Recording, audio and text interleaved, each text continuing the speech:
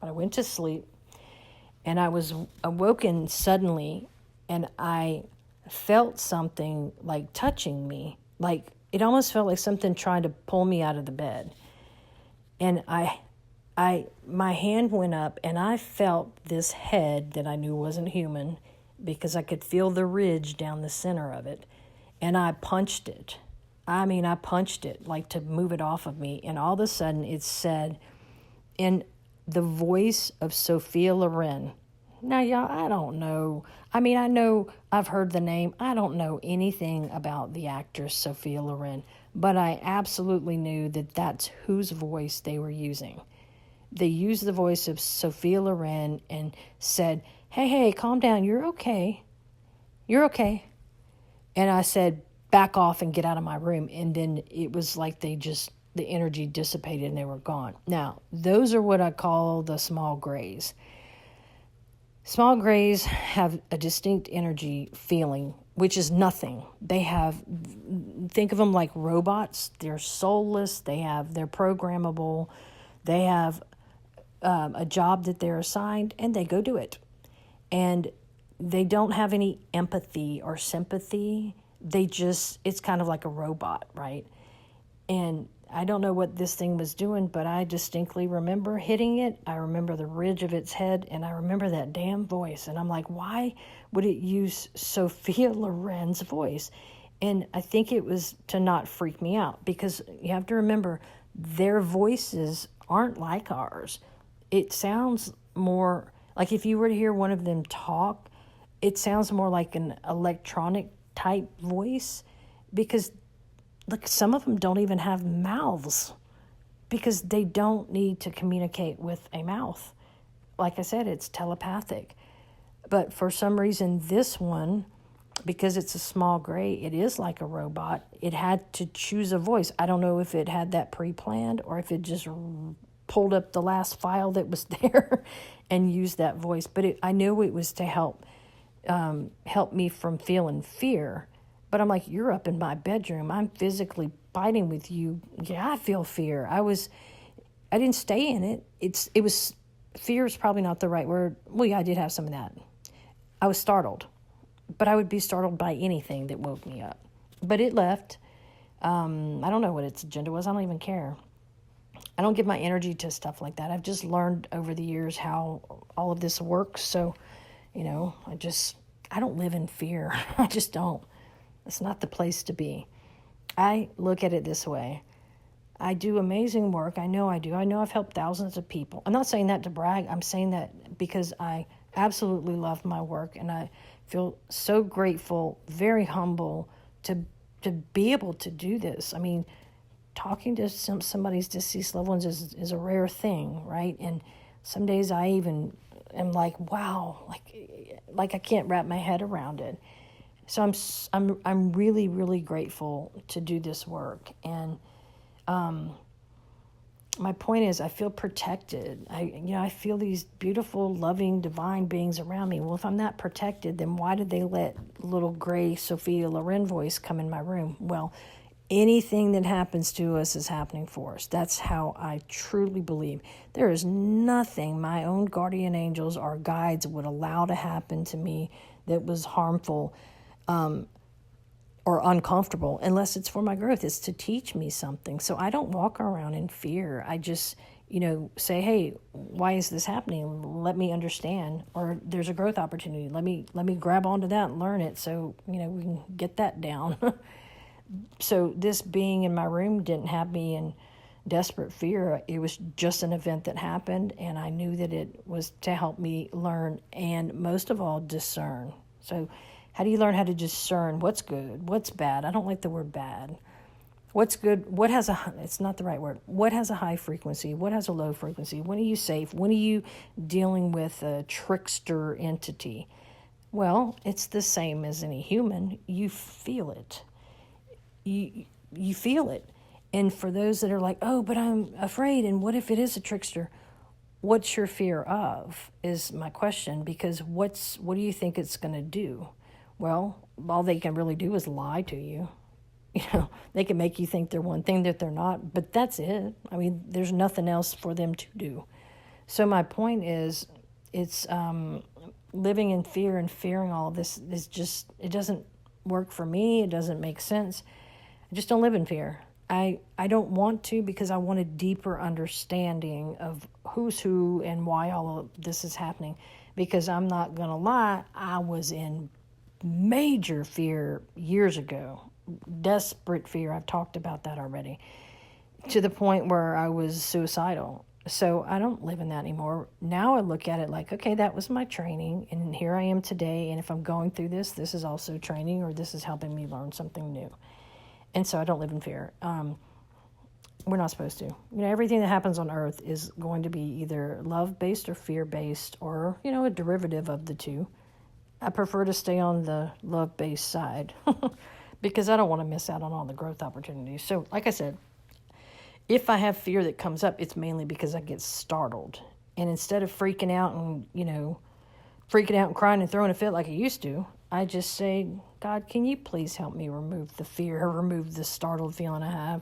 And it goes away. So after that happened, I started, I can't even tell you how fast it unfolded, remembering like everything. It was almost overwhelming. I was remembering so much. I was having to write it down. There were some things I didn't even write down. But I was having all these memories flood back to me, and I asked Lola why. Like, why am I remembering all of this? Is this on purpose, or did something that they did to block my memory isn't working anymore? And what I got was, no, there's plenty of people who've been through these experiences who are now remembering. And like I said, I think it was on purpose, because the only reason they wiped our memory to begin with was, one thing is they didn't want they didn't want the governments knowing how often they were doing this.